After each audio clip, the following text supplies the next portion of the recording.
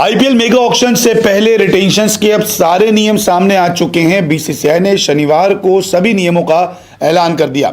IPL को लेकर governing council की एक बैठक हुई जिसमें 8 नियमों का ऐलान किया गया है और ये 8 नियम जो है फ्रेंचाइजीज को फ़ायदा पहुंचाने वाले हैं। इसके अलावा आरटीएम कार्ड से लेके खिलाड़ियों का बैन, खिलाड़ियों का इंक्रीमेंट, ये सब कुछ इन 8 नियमों में लागू कर दिया गया है। दरअसल जो नियम बीसीसीआई के द्वारा बताए गए हैं उसमें फ्रेंचाइजीज को तो फ़ायदा होगा, लेकिन अगर जो खिलाड़ी जानबूझकर ऑक्शन में बिकने के बाद मना करता है उस पर सख्त कार्रवाई की जाएगी। एक एक करके आपको 8 नियमों के बारे में बताते हैं।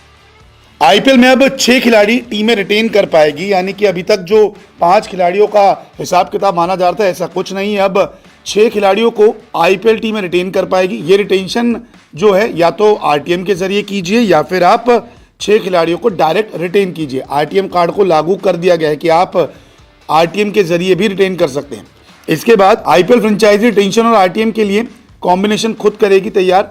6 रिटेंशन या फिर आरटीएम के जरिए अधिकतम 5 कैप्ड खिलाड़ी को चुना जा सकता है, जिसमें से अधिकतम 2 अनकैप्ड खिलाड़ी भी हो सकते हैं।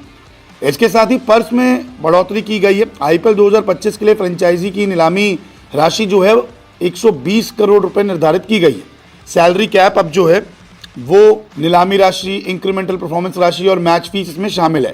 पहले जो थी, अगर सब कुछ मिला के देखा जाए तो 110 करोड़ होती थी, लेकिन अब जो है वो पर्स बढ़ चुका है जिसमें इंक्रीमेंटल राशि को भी जोड़ा गया है, यानी कि हर मैच खेलने पर भी अब मैच फीस मिलने वाली है। और मैच फीस का भी इसमें ऐलान कर दिया गया है। प्लेइंग मेंबर को अलग से 7.5 लाख रुपए दिए जाएंगे और आईपीएल के इतिहास में पहली बार मैच फीस का ऐलान किया गया। ये सारी चीज़ें जो है वो कॉन्ट्रैक्ट से अलग होगी। इसमें इम्पैक्ट प्लेयर सहित सभी प्लेइंग 11 मेंबर को 7.5 लाख रुपए दिए जाएंगे।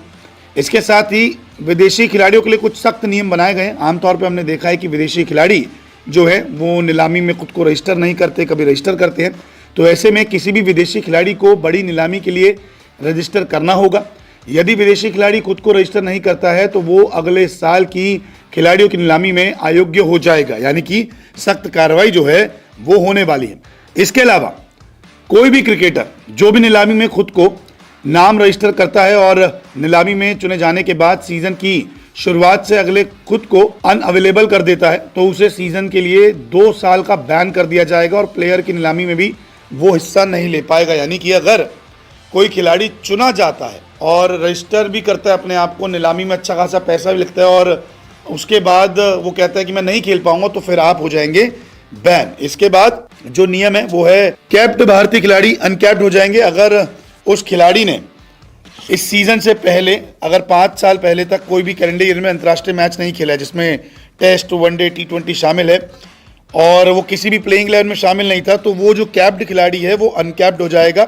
उसके पास कॉन्ट्रैक्ट भी नहीं है तो वो अनकैप्ड कहलाएगा और ऐसे में उसको आप रख सकते हैं। इसके साथ ही इम्पैक्ट प्लेयर रूल को भी यहाँ पे रखा गया है। 2025 से 2027 तक इम्पैक्ट प्लेयर रूल जारी रहेगा।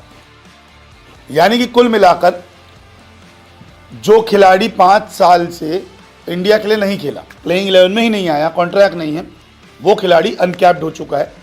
साफ साफ से देखा जाए तो MS धोनी के लिए रूल बहुत अच्छा है। कम पैसों में उन्हें खरीदा जा सकता है, उनको रिटेन किया जा सकता है। इसके अलावा उन खिलाड़ियों पर बहुत तगड़ी कार्रवाई जो है बीसीसीआई कर रहा है जो ऑक्शन में आते हैं, करोड़ों कमाते हैं और फिर अपना नाम वापस लेते हैं कि मुझे चोट है, मैं खेल नहीं पाऊंगा, मुझे मेंटल सिकनेस है, मैं खेल नहीं पाऊंगा, मुझे नेशनल ड्यूटीज़ करनी है, मैं खेल नहीं पाऊंगा। उनको 2 साल के लिए बैन कर दिया जाएगा। अब 6 खिलाड़ी रिटेन कर सकते हैं। अब आप 6 के 6 रिटेन कीजिए या आरटीएम के जरिए कीजिए। इसके अलावा आप देसी विदेशी का कॉम्बिनेशन जो आपको बनाना है वो आप तैयार कीजिए। इसके अलावा आप अनकैप्ड खिलाड़ियों को भी अपने साथ रख सकते हैं। अब देखना काफ़ी दिलचस्प होगा कि आने वाले वक्त में आईपीएल की फ्रेंचाइजी अपनी टीम को कैसे तैयार करती है।